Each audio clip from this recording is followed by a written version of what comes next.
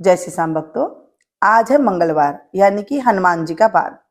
हनुमान जी सकल कार्य को सिद्ध करने वाले होते हैं। हमारे शास्त्रों के अनुसार हनुमान जी को पराक्रम, बल, सेवा और भक्ति का आदर्श देवता माने जाते हैं।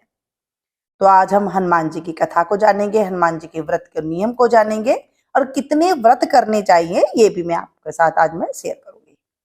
बोलिए हनुमान जी महाराज की जय। हनुमान जी को सकल गुण निधानम भी कहा गया है। जो हनुमान जी की हनुमान चालीसा है वो एक एक चौपाई तंत्रोक्त कही गई है। हमारे शास्त्रों में कहा गया है कि जो एक एक चौपाई है वो तंत्रोक्त है, यानी कि जो भी कोई हमारे ऊपर किया कराया होता है या फिर कोई रोग होता है या कोई बुद्धि नहीं होती है, जो भी होता है हनुमान जी वो सब पूरी करते हैं। तंत्रोक्त चौपाइयां जब हम पढ़ते हैं, डेली हनुमान चालीसा का हम जब स्मरण करते हैं, सुबह शाम पढ़ते हैं या शाम को पढ़ते हैं, तो हमारे जीवन में अच्छाई आने लग जाती है। लेकिन पढ़ने का नियम होना चाहिए। ऐसे नहीं कि आपको जब मन चाहा तब आप पढ़ ले, ऐसे नहीं होता है। गोस्वामी तुलसीदास जी ने भी लिखा है कि चारों युग प्रताप तुम्हारा है प्रसिद्ध जगत उजियारा। इस चौपाई का अर्थ क्या है? हनुमान जी इकलौते ऐसे देवता हैं जो हर युग में किसी न किसी रूप गुणों के साथ जगत के लिए संकट मोचक बनकर मौजूद रहेंगे। शास्त्रों में कहा गया है कि हनुमान जी के सेवा करने से और उनका व्रत रखने से उनकी विशेष कृपा अपने भक्तों पर बनी रहती है। सुख, संपत्ति, यश और संतान प्राप्ति के लिए मंगलवार का व्रत रखना बहुत शुभ माना गया है। हनुमान जी से जुड़ी मंगलवार व्रत कथा का पाठ करके इस उपवास को पूरी श्रद्धा के साथ आप पूर्ण कर सकते हैं। हनुमान जी के व्रत करने से क्या लाभ मिलता है? ज्योतिष शास्त्र में कहा गया है कि हनुमान जी का व्रत करने से कुंडली में जो ग्रह खराब होते हैं वो शांत हो जाते हैं, सभी ग्रह, और उनकी असीम कृपा प्राप्त होती है। अपने भक्तों पर आने वाले हर संकट को हनुमान जी दूर करते हैं। संतान प्राप्ति के लिए हनुमान जी का व्रत फलदायी माना गया है। इस व्रत को करने से भूत, प्रेत और काली शक्तियां का प्रभाव उस जातक पर कतई नहीं पड़ता है। जिनको मान सम्मान की प्राप्ति नहीं है, जिनके अंदर साहस की कमी है या पुरुषार्थ को बढ़ाना चाहते हैं, तो मंगलवार का व्रत वो अवश्य करें। अब बात आती है कि मंगलवार की हम पूजा कैसे करें, विधि कैसे होनी चाहिए। तो देखिए, जो मंगलवार का व्रत होता है ना, वो 21 मंगलवार तक करना चाहिए। जब कोई भी मंगलवार का व्रत करे तो आप शुक्ल पक्ष देख लें और मंगलवार देख लें। उस दिन से आपको मंगलवार की जो डेट है वो लिख ले और 21 मंगलवार तक आपको रेगुलर ये व्रत करना होता है। मंगलवार के दिन ब्रह्म मुहूर्त में उठकर, यानी कि सुबह सवेरे जल्दी उठकर स्नान वगैरह करके उसके बाद सबसे पहले हनुमान जी का ध्यान करें और व्रत का संकल्प लेना चाहिए। कोई भी जब हम व्रत करते हैं तो उसका संकल्प अवश्य ले, नहीं तो फिर पता नहीं चलता है। जैसे आपने व्रत किया तो आप संकल्प लें, हाथ में जल ले लें, कुछ फूल ले लें या फिर कोई चावल के दाने ले लें। अगर वो भी नहीं है तो आप या सिक्का रख लें कोई, या फिर खाली जल से भी आप जो है कर सकते हैं संकल्प। उस संकल्प में आपको बोलना है मास है, मास है, अमुक मास है। जो मास चल रहा है, जैसे कोई भी मास चल रहा है, श्रावण मास चल रहा है, वैशाख मास चल रहा है, ऐसे ना उस मास का नाम आपको लेना है। और उसके बाद मास है, अमुक तिथि, जिस दिन तिथि हो उस तिथि का नाम ले। और अमुक वार, जो वार होता है, जिस वार को मंगलवार है तो मंगलवार आपको लेना है। जिस शहर में आप रह रहे हैं वहां शहर का नाम लेना है। आपके घर का जो एड्रेस है उसको आपको बोलना है, आपका नाम बोलना है, आपका गोत्र बोलना है। और इस तरह से आपको संकल्प लेना है कि हे प्रभु, हे हनुमान जी महाराज, हे मेरे प्रभु, आज से मैं ये मंगलवार का व्रत का संकल्प कर रहा हूं या कर रही हूं, वैसे तो जो है लड़कों को ये करना चाहिए, लड़कियों को जो है कम ही करना चाहिए इस व्रत को, औरतों को, लेकिन फिर भी श्रद्धा भाव है तो आप कर सकते हैं। तो 21 मंगलवार तक का ये व्रत का संकल्प मैं ये कर रहा हूँ, इसे आप पूर्ण कीजिएगा, कोई विघ्न बाधा मेरे बीच में ना आए।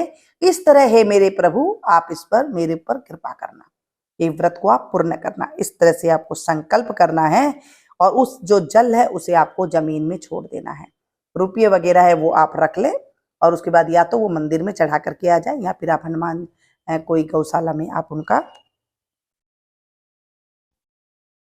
हरा वगैरह भी डलवा सकते हैं, या गुड़ वगैरह आप उसमें डलवा सकते हैं। इस तरह से आपको संकल्प ले लेना है। उसके बाद ईशान कोण की दिशा में, यानी कि पूर्व दिशा की ओर मुंह करके, या उत्तर पूर्व के कोने में किसी एकांत स्थान में, यानी कि शांतपूर्ण स्थान में आप हनुमान जी की मूर्ति या तस्वीर को आप स्थापित करें।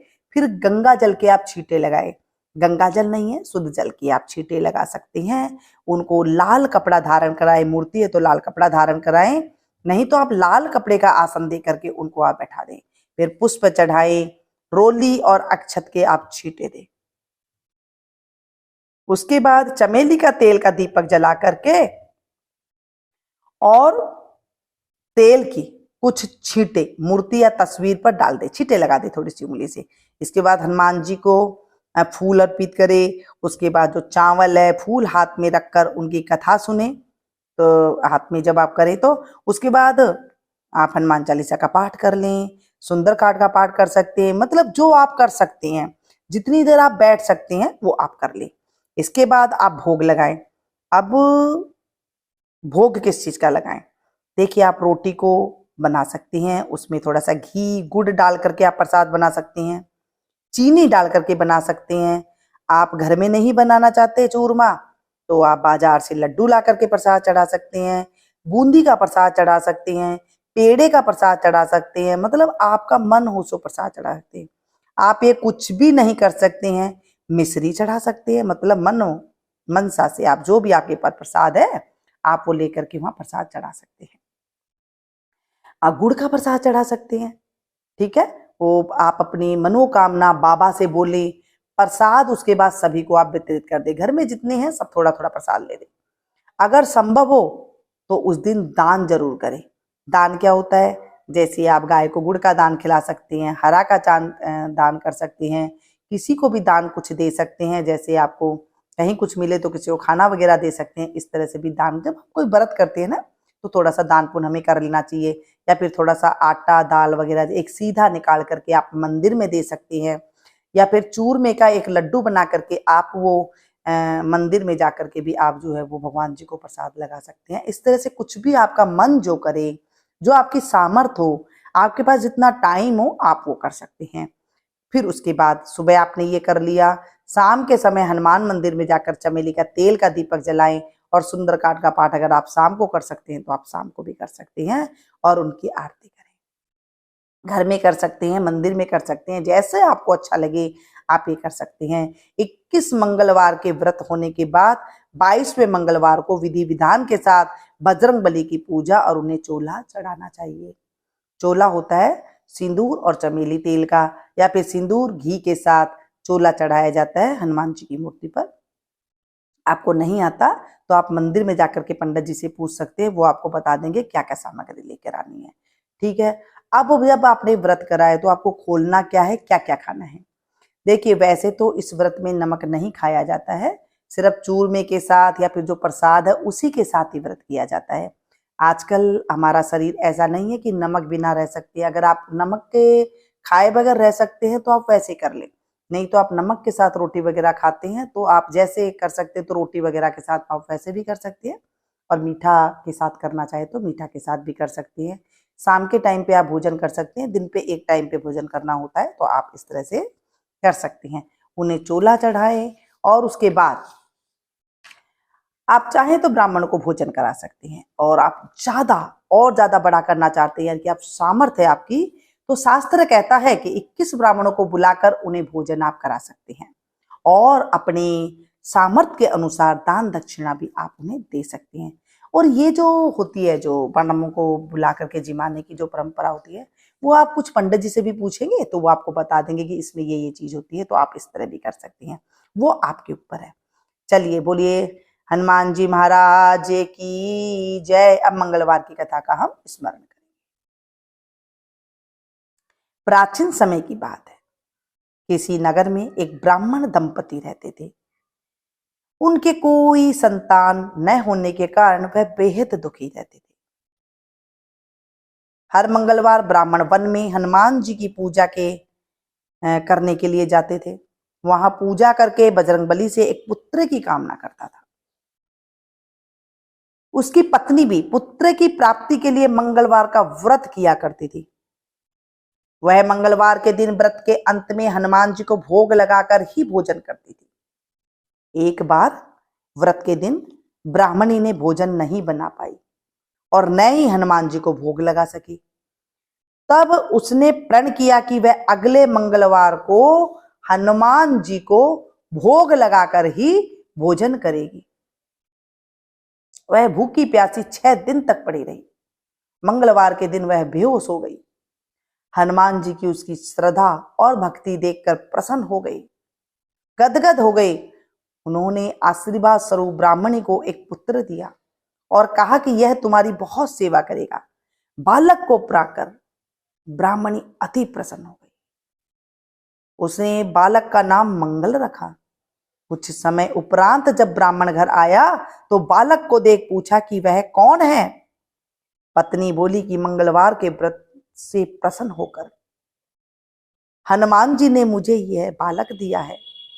ब्राह्मण को अपनी पत्नी की बात पर विश्वास नहीं हुआ। एक दिन मौका देखकर ब्राह्मण ने बालक को कुएं में गिरा दिया। घर पर लौटने पर ब्राह्मणी ने पूछा कि मंगल कहाँ है। तभी पीछे से मंगल मुस्कुराकर आ गया। उसे वापस देखकर ब्राह्मण आश्चर्यचकित रह गया।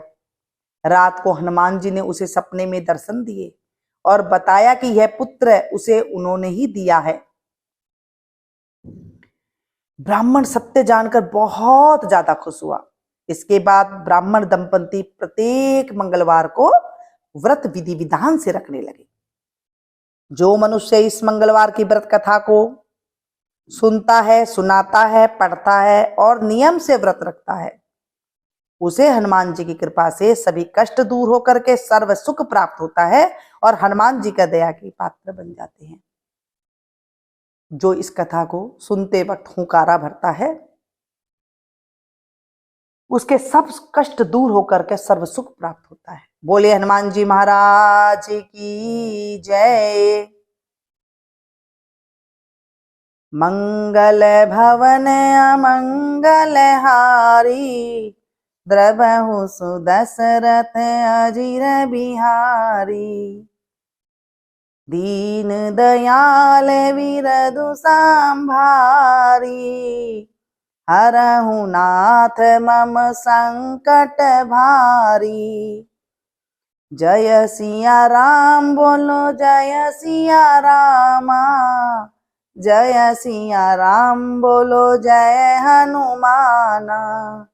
जय सिया राम बोलो जय सिया रामा, जय सिया राम बोलो जय हनुमाना। प्रभसी नगर की जय सब काजा, हृदय राखी कौशलपुर राजा। बोले हनुमान जी महाराज की जय। रामचंद्र भगवान की जय। अगर ये मंगलवार की कथा व्रत विधि आप लोग को पसंद आई हो तो एक लाइक दे करके जरूर जाइएगा। अपनों के साथ भी शेयर कीजिएगा ताकि आपको भी कथा सुनाने का फल प्राप्त हो सके। जब हम किसी को कथा सुनाते हैं तो उसका भी हमें पुण्य की प्राप्ति होती है, हमारे खाते में अमोघ शुभता फल की प्राप्ति होती है, हमारे कष्ट दूर होते हैं।